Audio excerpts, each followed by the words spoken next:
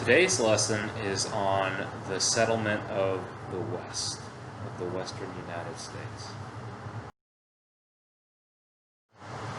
To recap what we learned in 8th grade history, America, the United States of America, starts with the former British colonial America, which is on our map here, the green, the eastern United States shaded in green on our map, which includes not only the 13 colonies, but the rest of British-controlled America, which includes area to the west of the Appalachians, Ohio, Illinois, Mississippi, Tennessee, etc. Everything you see in the map there shaded in green. Now, of course, with that's what we started with when we won our independence from Britain. That's what we counted in our territory.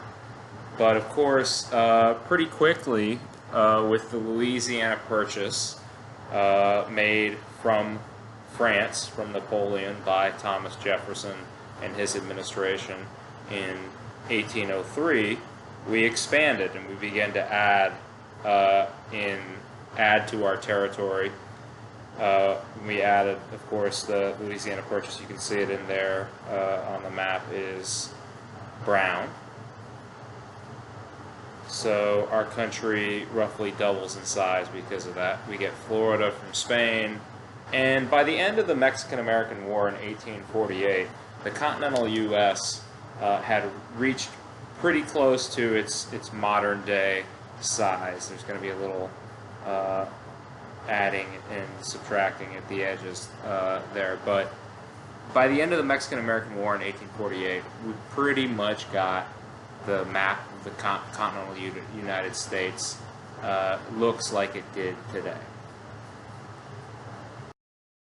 Now, while the gold and silver rushes in 1949, especially, but in the 40s and 50s, draw a number of white settlers from the eastern United States out to that newly acquired western territory, particularly the West Coast and California and Oregon, where the Spanish, by the way, had already established some small outposts. The western United States is still largely unsettled. Now, what do we mean by that?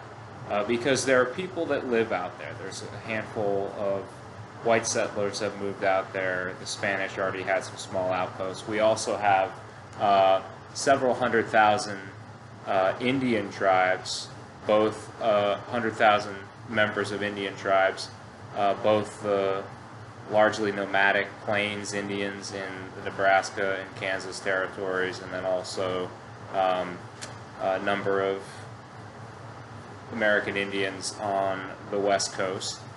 But the Western United States is nowhere near as heavily populated as the Eastern United States, not by a long shot. Much of the Western United States, nobody lives on that land. Nobody claims it. The cities and counties that have developed today in the Western United States were not there at the time. It's largely deserted, and you can see it here on the map. Back then, you needed an area of, or you needed a minimum of 60,000 people to form a state, and you can see, there's not a lot of people. It's like the population of a medium-sized city. And you can see that they have enough people to form a state in Oregon and California, but in most of the Western United States, there's just not enough people living in that space for states to form in those brown areas. These brown areas are like the stereotypical Wild West that you see in movies, largely deserted, largely unsettled, largely uncivilized. There's no buildup of infrastructure or technology, and no one's really laying claim to much of the land. And in fact, most of it was owned by the government.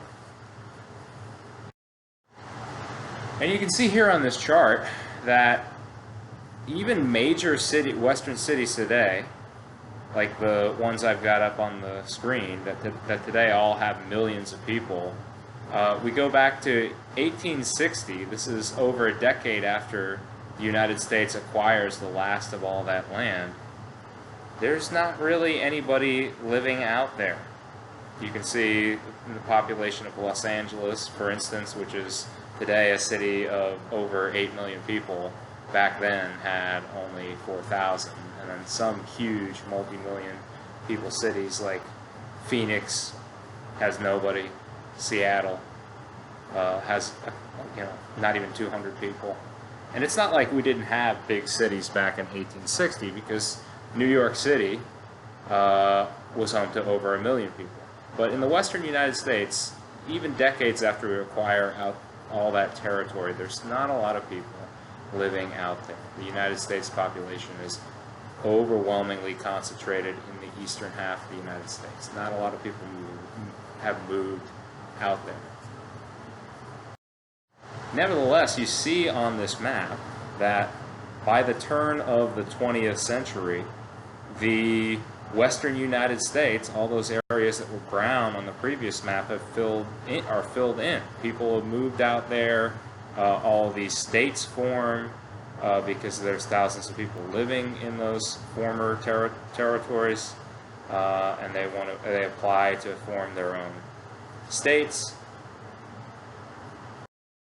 And you see it in this table. You see a dramatic increase in the population of these previously unpopulated western cities. You see Los Angeles population shoots up to 100,000 people. San Francisco, you see it multiplies by its population by over 5 times by the end of the 19th century.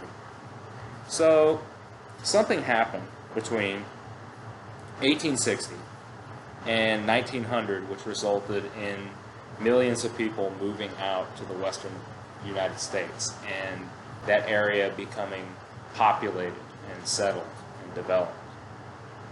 And that's what we're going to talk about today.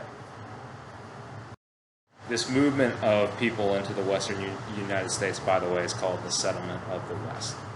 And we're focusing on what factors caused that rapid shift depicted on that last table.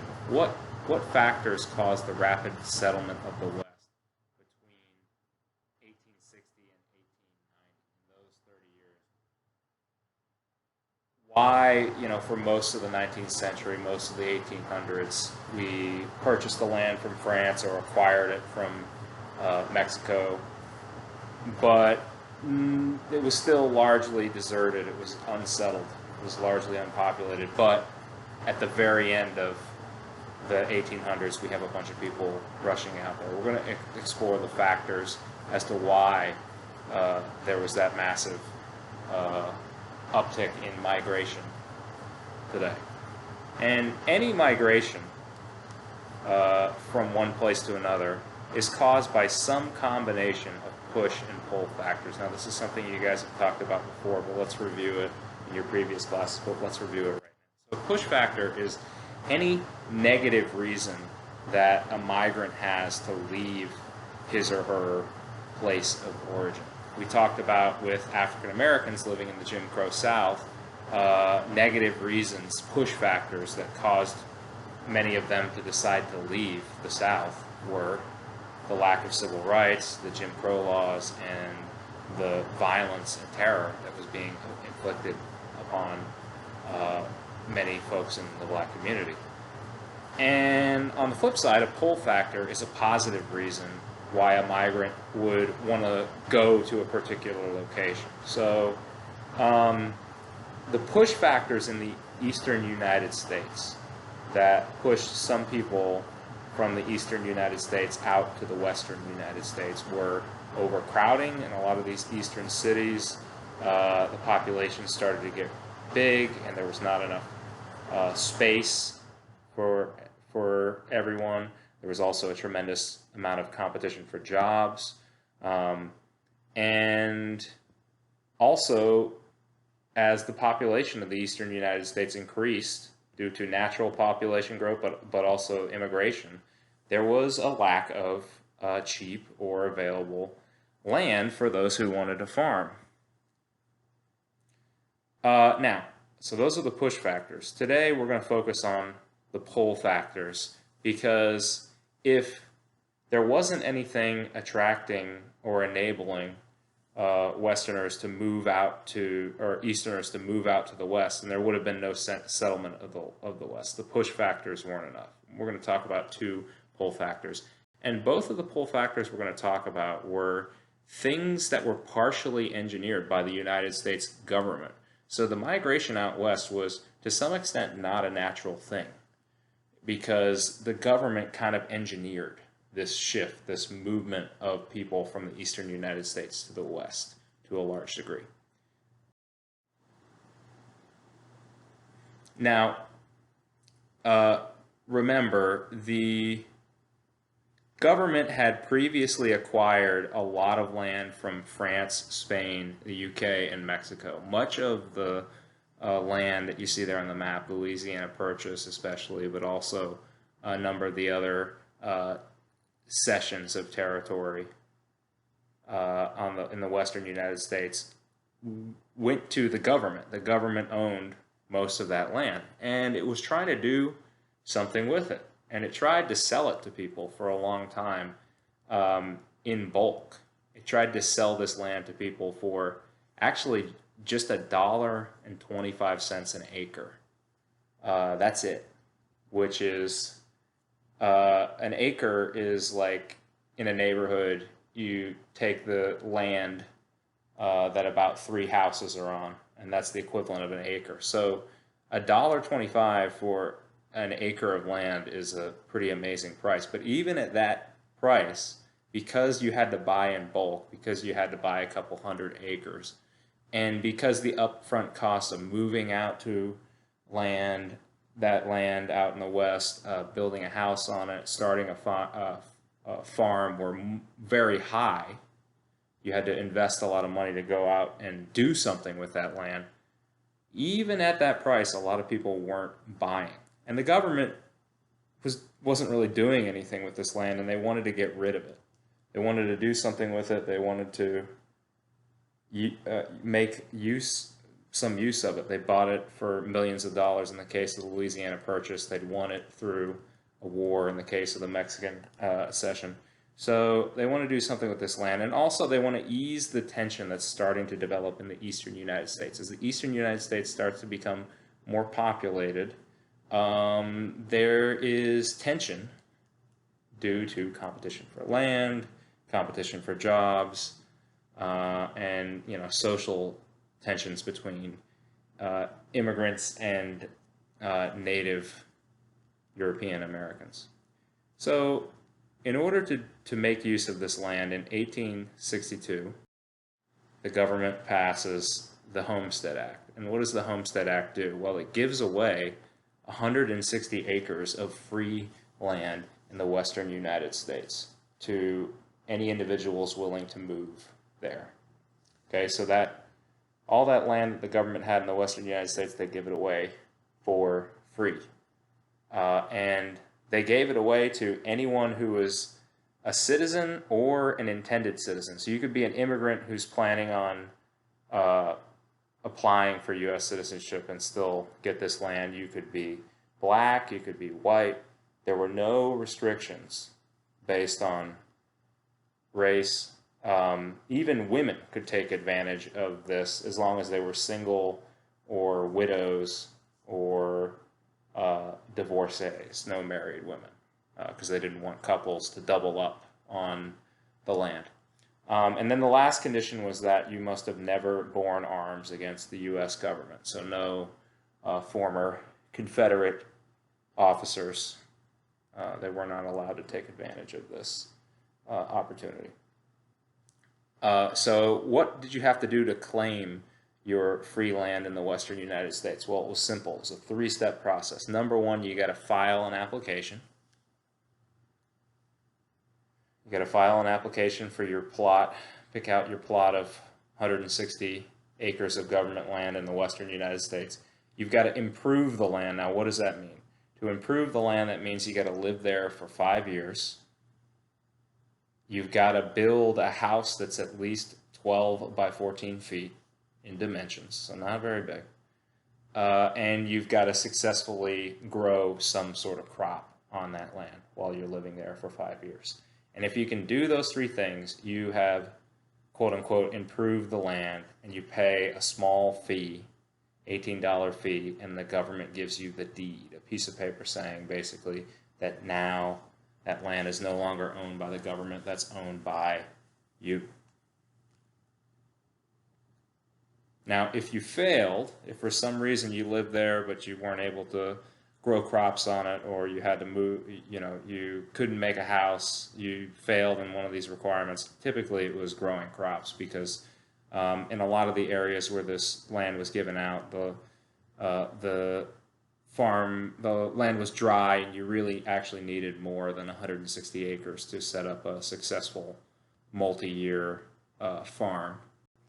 So there were a number of people who failed, and if you failed, you could still keep the land that you had moved on, as long as you paid the $1.25 an acre for your 160 acres.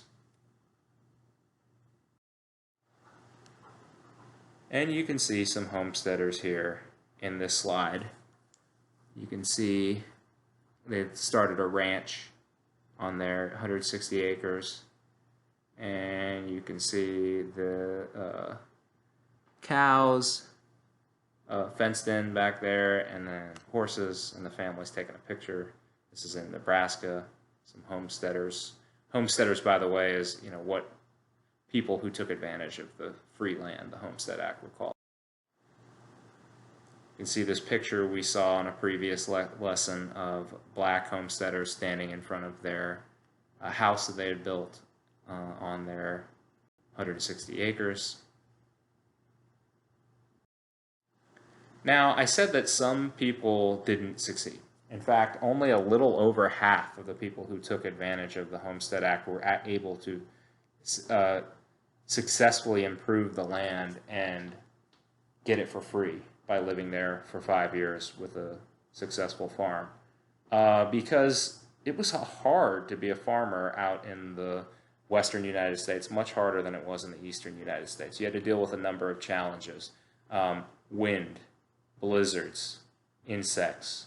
The climate was very dry. There wasn't a lot of lumber to build houses or barns. So you see in this picture that a lot of folks had to build their home out of dirt, and a mixture of dirt and soil and grass called sod. And when farming requires that crops have to be irrigated, water has to be brought in, and they have to be rotated. You can't grow on the same soil year after year. For many folks, the 160 acres was just not enough for a successful farm. Nevertheless, by 1934, we do have 1.6 million successful homestead applications. And overall, this free land that's provided by the government is attracting millions of Americans to come and live in the western United States, and it's increasing the settlement of the West. This is attracting people in droves by the millions to come from the eastern United States, leave kind of the situation out there, which was, they're bad for some people. Some people weren't able to make it out there. So they come out here, get free land, and start a new life. And this is attracting millions of people out to the western United States. Now, one thing that was also preventing the settlement of the West was the lack of any railroads extending out to that part of the country. Railroads were the main way that people traveled and that goods were shipped from one area to the next out east, but in the West it was a different story because there weren't any railroad tracks, and so to get out to the western United States you had to travel by wagon train. And traveling by wagon train, as you see here in the painting, was very expensive. It cost about $1,000 to travel to the West Coast by wagon train. It was extremely dangerous for many reasons, and it took months. So if there was a railroad, travel out west would have been a lot cheaper and faster. The equivalent railroad ticket was only about $250 and way less dangerous to travel by rail. And if we had had a railroad going out to the western United States, a lot more people would have been willing to move out there. And they would have been not only willing to move out there, they would have been willing to start businesses out there, because if there's a railroad, you can sell to not just the people who live near you, but to people far away. And so, but they didn't have that. And why didn't they have that? Because above all else, what do businesses try to do? They try to do things that make money. What do they not try to do? They don't do things that lose money. So building a railroad line that connected the eastern and western United States, the thing that would massively increase the amount of people that were moving out there and would massively increase the settlement of the West, was not something any railroad company would do, because it's tremendously expensive to build a railroad. It costs thousands or even millions of dollars up front to build a railroad. And if there are no people that live out there yet, it's going to take a long time. You're going to have to wait for millions of people to move out there to start generating income from that railroad. So no railroad companies were willing to foot the bill to build a railroad out into the western United States, because there wouldn't be enough immediate customers to justify the immense amount of money that it would cost. So it was a chicken and the egg scenario. If there were people out there already, the companies would have built a railroad. But at the same time, without a railroad, people would never move out there, and a railroad, to make a railroad profitable. So what happened? The government stepped in and financed the construction of the first transcontinental railroad. Now, what does transcontinental mean? It means across a continent. So the first transcontinental railroad is the first railroad that connected the eastern and western United States, and it traverses the entire continent of North America. And the first transcontinental railroad went from Omaha, Nebraska, at the end of that blue line on the right, at the end of that blue line, all the way to Sacramento, California, which is at the end of that red line on the left. Now, the government subsidized the construction of the railroad. So what does that mean? Well, it's private companies that are building the railroad. It's private companies that are going to own and control it. But the government is partially financing the construction of this railroad to offset the fact that this is a risky, expensive, difficult investment for these companies to make, because it's not going to pay off for a long time. The government is subsidizing it. And what is the government doing? Well, to make the construction of the Transcontinental Railroad profitable for these companies, the government is giving them land grants. They're giving them free government land. So all of the land that the government was trying to give away to homesteaders, they gave some of it away to the railroad companies. And you see these black lines on the map. What the government would do is, in exchange for these railroad companies building these railroad lines, they would give them a few miles on either side of the tracks that they would agree to build as an incentive to get them to build the railroad. And this land, after the railroads were built, would become extremely valuable, because a lot of people want that land that's around the railroad tracks, because they want to be able to build stores and companies and hotels and other things like that at places that the railroad is going to stop at or travel through. So that sweetened the deal for these private companies that were in these banks that were not interested in building a transcontinental railroad before the government stepped in with these land grants. And the Transcontinental Railroad is constructed in the 1860s, and it's added to over the course of the next few decades. And the Transcontinental Railroad, like the Homestead Act, massively increases the settlement of the West because it just makes it cheaper for people to get out there. It's way easier for them to get out there now because there's a Transcontinental Railroad they can go out and move to the Western United States on. And it also makes it more desirable a proposition to move out there, because if you move out to Nevada now, if you move out to Montana now and start a business there, you can travel back to visit people. You can sell your goods by shipping them on these railroad lines now. You can buy products that you need for your business or your personal use quickly using these railroad lines now. And so